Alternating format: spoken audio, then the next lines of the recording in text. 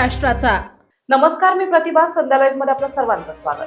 खेड तालुक्याच्या पश्चिम भागातील आदिवासी आणि दुर्गम परिसरातील नागरिकांच्या आरोग्य सुविधांचा प्रश्न उपस्थित करत खेडचे आमदार बाबाजी काळे यांनी डेहणे येथील प्राथमिक आरोग्य केंद्राचे उपजिल्हा रुग्णालयात रूपांतर करण्याची मागणी विधानसभेच्या पावसाळी अधिवेशनात उपस्थित केली आहे।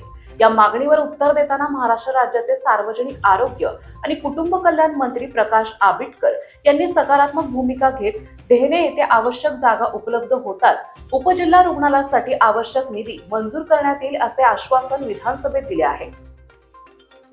अध्यक्ष,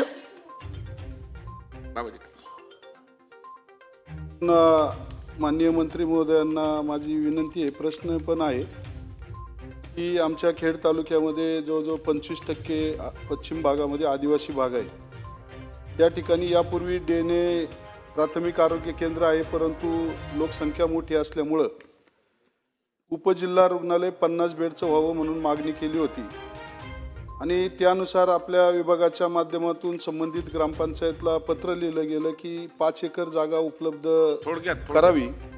तर ग्रामपंचायत तर जागा साहेब मंत्री महोदय नाहीये, तर जागेसाठी नवीन पर्याय काही असेल तर त्या ठिकाणी प्रस्ताव आपला पुढे जाईल आणि 50 बेडचं उपजिल्हा रुग्णालय त्या ठिकाणी आदिवासी भागात होणं गरजेचं आहे। आपल्या माध्यमातून निर्णय व्हावा।